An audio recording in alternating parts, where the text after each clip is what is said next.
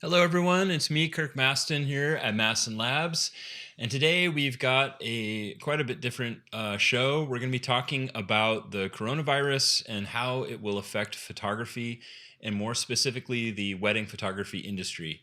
And I've been thinking about this kind of nonstop for the last week or so, and I've been thinking of starting a conversation with the community about what you can do to make sure your business survives this, and that you yourself are somewhat safe doing your photography in big social settings. So think of this as a starting point. I've got some really some cool ideas to share with you all, and I'm also looking for questions from the community. So if at any point while I'm talking, if you have any questions at all, just put them up in the comment section, and we'll throw them up on screen, and I'll do my best to answer them. So yes, thank you for joining us. This is a live stream, so people are still coming in, but we'll start in just a second here. I'm wondering if anyone else is in an area who's watching right now that has coronavirus, or people who are sick from it or have any reported cases. I am in Seattle, Washington, and we were one of the first states to have deaths from coronavirus in the United States. And I think we're up to like 6 now. So it's really hitting home here. And it definitely has a lot of people worried. So that's why I wanted to do this special show today. So I will get started now. If you're just joining us, I'm going to be talking about coronavirus and how it will impact the wedding photography community, our businesses, ourselves, and steps that you can take now to make sure that you do well through this emergency until things get better. Okay. So unless you've been living under a rock, there is a virus that is out there that's spreading around the world. They're worried that it's going to be a pandemic. I'm not a doctor, so I'm not going to give you any advice on, specifically on what I think is happening. I recommend that you go to the CDC and just keep up to date there. There's a lot of misinformation, and a lot of people are trying to politicize this, but we need to pull together and rely on science. So I recommend you go to the CDC to find out more. I was gone for a week or so in Costa Rica, and while I was there, I thought a lot about how this is going to affect people's wedding photography businesses in particular, because a lot of us are branding ourselves as destination wedding photographers. We may have a lot of weddings and events lined up all over the world with a lot of flying. And this kind of event is something that no one could have foreseen, and it will impact some wedding photographers immensely, and for some, it won't impact you very much. So here is what I think is going to happen in maybe a more of a worst case scenario where things get worse, because we're just at the early stages of this. But I think that there's going to be a sharp decrease in destination weddings. A lot of destination weddings will probably be canceled. We're going to see a big increase in smaller events. So elopements, backyard weddings, small weddings, local weddings, because it's going to be increasingly difficult for people to travel. I mean, it was already hard before the virus. It's hard to get a bunch of people to go anywhere in the world for a wedding. It's now going to be even harder because people are worried, and rightly so.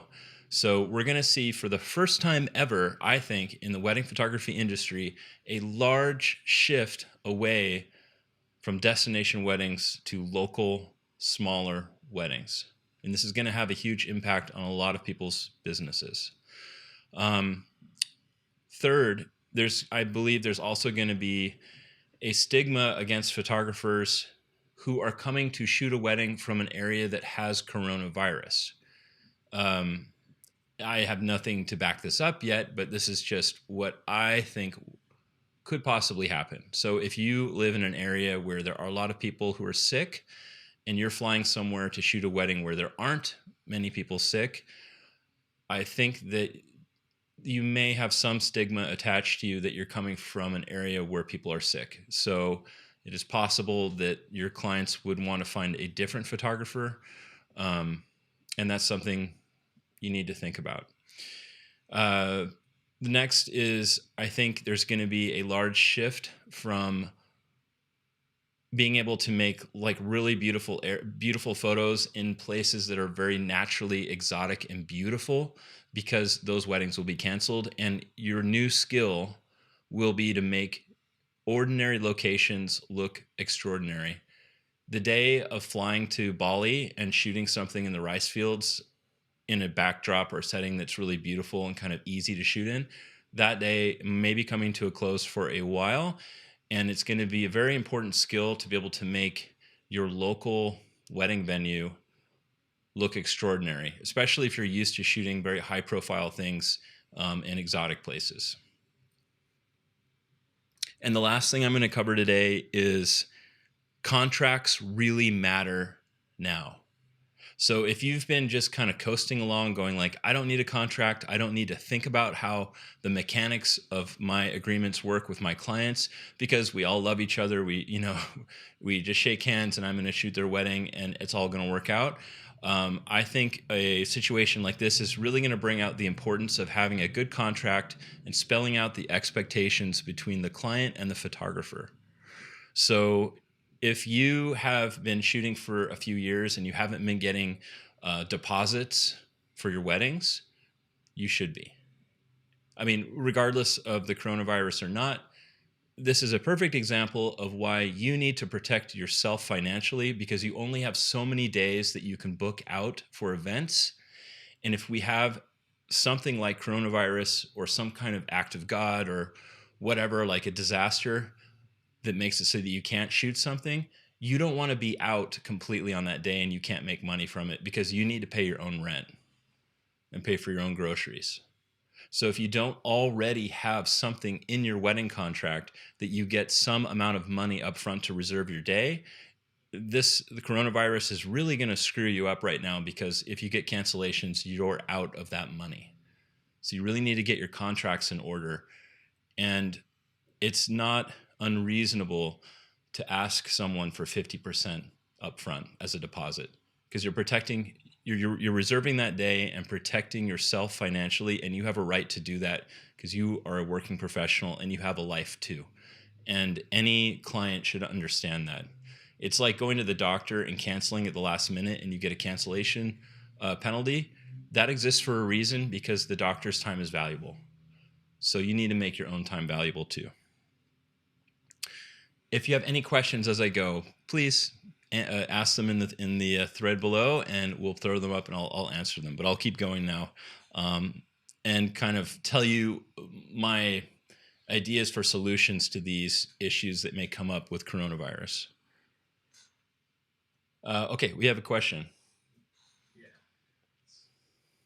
Yes, we do.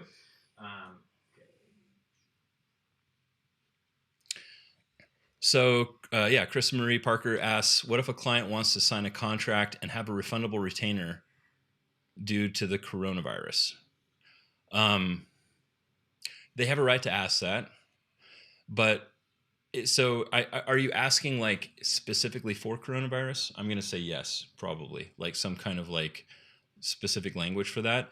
I would probably not agree to that, just because, again, you don't want to have a day that you're locked up, that you can't work for anyone else, and then have it fall through and then be out that day of income. A wedding photographer's got, maybe, depending on where you live, you've got maybe 20 weekends a year that you can work, and you need to make all of your money during that time. So if you lose a contract due to coronavirus or some kind of act of God, that's 1/20th of your income that is gone, and that adds up really fast. So I would do my best to talk with the client and express that you need to have some protection too, so that you don't take the hit completely if things go wrong. And this doesn't only have to do with coronavirus. This is just in general. I mean, there's floods and natural disasters and all kinds of things that may prevent you from working a wedding. And for your own livelihood, you need to have something in your contract to protect yourself. And any reasonable client should understand that. Okay, so I'm going to just quickly breeze through kind of the physical aspects of coronavirus and how to protect yourself as a wedding photographer at these events. Again, go to the CDC if you want full information, like, what is really important. I'm not going to speak to face masks and Purell and all that stuff. This is just really common sense. So when you're at a wedding, you're going to be around a lot of people. You need to wash your hands often. So often at a wedding, you're shaking hands, hugging people. It's a very social environment. Just be sure to wash your hands as you go throughout the day. And be sure not to touch your eyes or mouth or face if you can help it. I'm a very fidgety person. I bite my nails and do all these things, and it's very, very hard to not touch your face. But that is how you get sick with anything, with the flu, with any kind of cold. That's how you get sick. You touch something and then you rub your eye and it goes in through your tear ducts or whatever, and you get sick. So just be sure to wash your hands and do kind of general hygiene type things. Okay. Secondly, this might be harder, is politely avoid shaking people's hands or hugging at weddings. That's a really hard one to do, because if you're like me, you want to like just love on everybody and be like, I'm so happy to be here. And you're like hugging people. You're shaking hands, especially if you're doing like family formals. That is when you're going to get sick if you are worried about social contact in the time of coronavirus. That's one way you'll get sick. So just find a way to like avoid shaking hands, hugging. Maybe just kind of channel Howie Mandel, like where he doesn't touch anybody, just like maybe like fist bumps. Fist bumps are good. Do fist bumps. Yes, that's a good way to go. But don't be too freaked out. I mean, there's no reason to freak out completely yet, but it's just common sense. Okay, next question. Yes. Marissa asks, would you recommend talking to clients about getting wedding insurance? Yes, I think that's not a bad idea. You're providing a service by just saying like, this other thing exists, wedding insurance.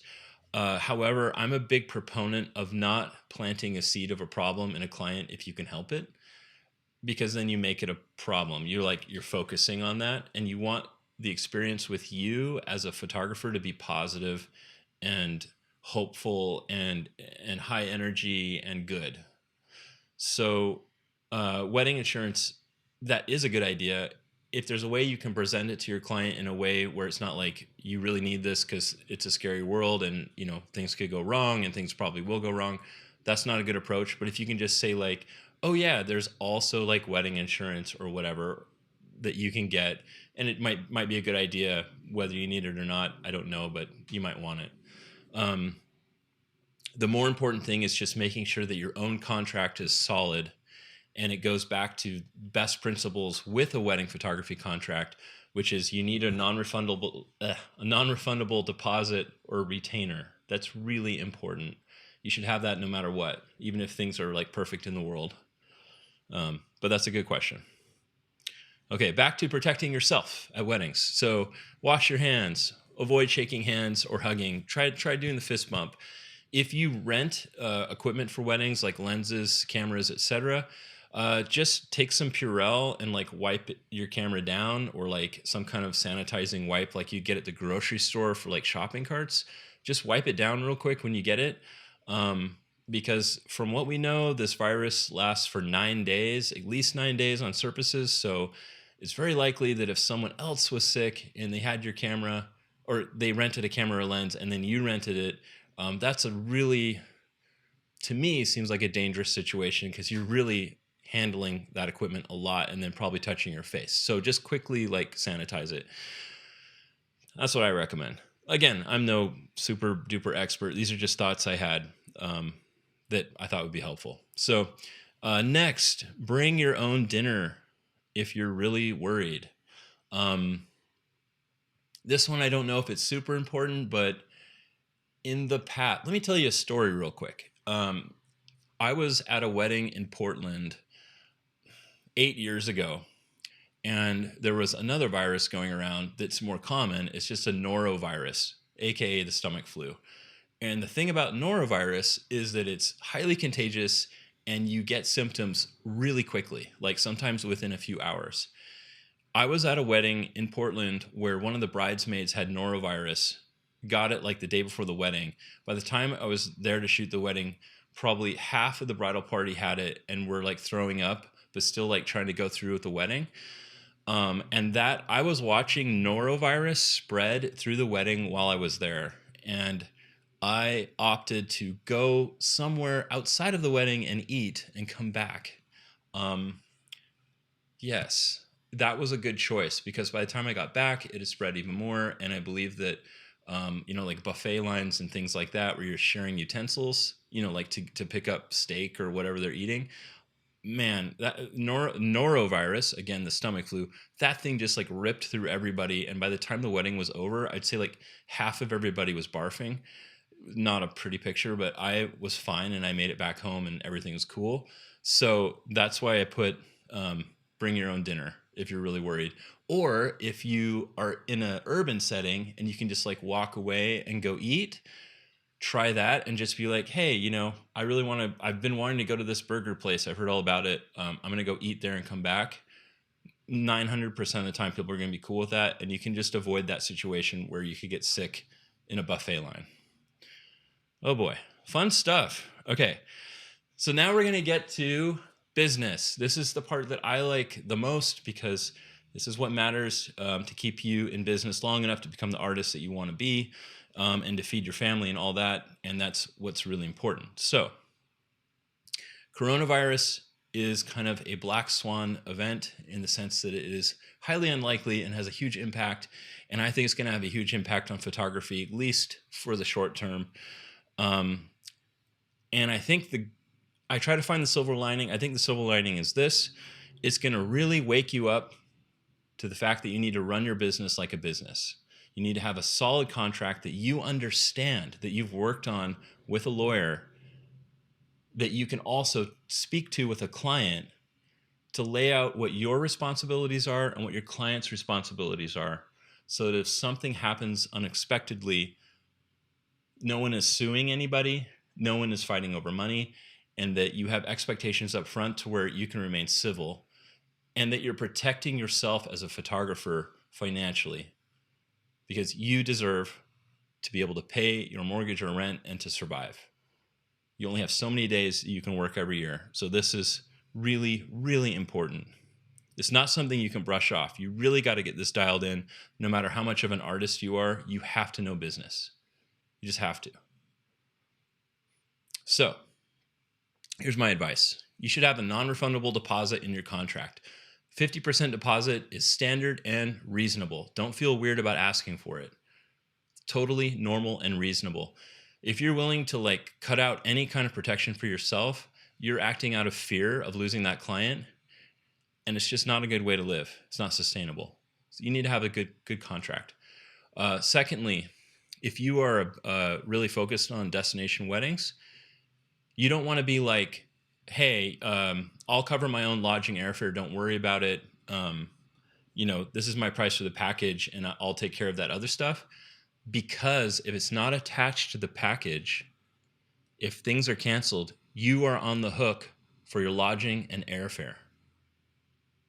So you may have sold this big package, I don't know, $6,000 or whatever. And you've gotten, let's say $4,000. Say you've sold a $4,000 package. Okay. You're already spending $1,000 of that on lodging and airfare and travel, like non-refundable things that you got to book in advance. Even if you got a 50% deposit, that's $2,000. You're out $1,000 if everything is canceled because of something like coronavirus. Like you're on the hook for $1,000 because you can't get that flight back and you can't get your lodging back, and you've lost that day of work. So you need to build that into the package itself. So if something happens, you're not on the hook personally for those expenses. Does that make sense? It's a small detail, but a really important detail. Okay, next is if a destination wedding is canceled due to coronavirus, it's very likely that the client is going to look for something local and therefore look for a local photographer. So if you were going to fly to Bali or France or something to shoot for a client, things are canceled because of coronavirus, and the client is from like New York and you're from, I don't know, you're from Washington, the client might be just like, well, that's canceled. We're not doing that because it's too dangerous. They may start over completely with another photographer, and you want to make sure that doesn't happen. You want to remain the photographer so you get paid, and you already know you like the client. You don't want to lose that day. So you need to be proactively educating your client that you are still available to shoot for them, even if it's locally. And in that case, you may even want to renegotiate travel and lodging, whatever, to salvage the event. You could be like, okay, I was going to meet you in Paris to shoot your wedding, but instead I'm going to fly to New York. I can get a cheap flight there. Don't even worry about it. I really want to work with you, and try to salvage that day, because the couple is probably going to immediately discard you along with the entire wedding and start over if there's an emergency. At least that's what I think would happen. So be proactive about it. Be on their side. Be helpful. Be like, hey, I totally understand your fears about this. It sucks that you had to cancel your wedding overseas, but I really want to work with you. I really love you guys, and let me help you. And I want to be your wedding photographer. So a little goes a long way. Next, I believe that, and this is again something you should always have, whether or not there's any kind of emergency, you should always have backup photographers ready for you if you fall ill. And in this case, if you also live in a highly infected area and maybe they don't want to hire you anymore because they're worried that you may arrive sick, it's a really good idea to have other photographers that you can hire to replace yourself. So the way to really explain this concept is say again, I'm hired to shoot a wedding in Portland for $6,000. Okay. And again, I'll use a real world example for myself. It wasn't Portland, but it was somewhere else. The day before I was supposed to shoot, I got really ill and I couldn't shoot, but I'd already arranged for other backup photographers that the client had agreed on in case something happened to me. And I was able to pay those photographers, like $2,000, or I can't remember what I paid them, but not the full amount, of $1,500, $2,000 to go and shoot in my place. And that allowed me to still edit the photos, work with the client, and make money on that day, even though I couldn't shoot there. And the only way that was possible was setting up the idea of having a backup photographer or photographers that the client was comfortable with, in the very slim chance that I can't shoot the wedding. So you're doing the customer service by arranging that. And you should never present it like there's a high chance I'm not going to be available. Just be like, in this small, slim chance I'm not available, let's talk about other people that can go and shoot that you really enjoy too. I'll handle all the details. I'll pay them. They'll be working under me, and you'll still get the same service and images and quality that you were expecting originally. And this saves both the client the time and stress of finding a new person at the last second, sometimes the last hour, the last day. It's nearly impossible, let me tell you. You're doing them a service. It's really good for you and for them. And it shows a level of professionalism that you're thinking that far ahead.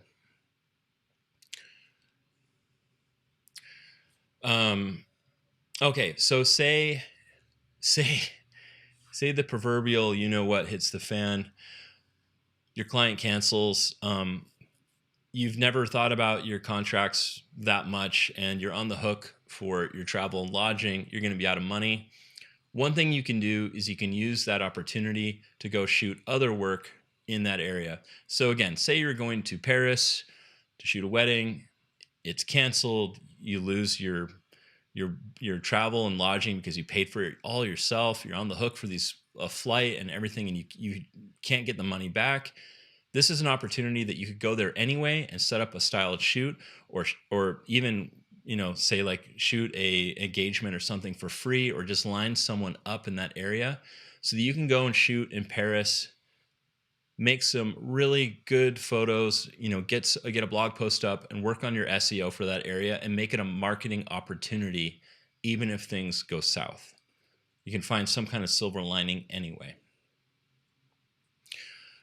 And the last thing I wanted to talk about is that if you have built your entire career around being a rock star destination wedding photographer, that's awesome. But this is a great example of why it's important to diversify and show that you can also shoot locally and that you're really good at it. Photographers that are all about adventure elopements and things like that, they're going to have an amazing year this year, because people are going to be shifting towards that. And those photographers already have all that SEO on lockdown. So like if someone was like, I'm going to have this fancy wedding overseas, and then they cancel because they're worried, they're going to be looking for like elopement, small weddings, backyard weddings, intimate weddings. And the people with that SEO, they're the people that are going to pick up those clients who are canceling the big destination weddings. So if you're watching this and you hang your hat on destination weddings because they are really cool and they're really fun and they're exciting, you may want to think about, if you have a way of building up SEO immediately or promoting yourself as also being able to do adventure elopements or backyard weddings or smaller weddings, now is a good time to get on that, like right now, so that you can be prepared. The coronavirus might just blow over, like not a big deal. I mean, there's been other crazy, terrible viruses that have come up and gone, and we've just survived and everything's been fine, and things might be totally fine, or things might get really weird and crazy for a year or so. It's never too early to prepare. And all of these pieces of advice are solid pieces of advice for your business, regardless of coronavirus or anything else. You should have a solid contract. Don't be on the hook for all your expenses. Have backup photographers and diversify your SEO so that you're not just a destination wedding photographer. Okay, we have a question.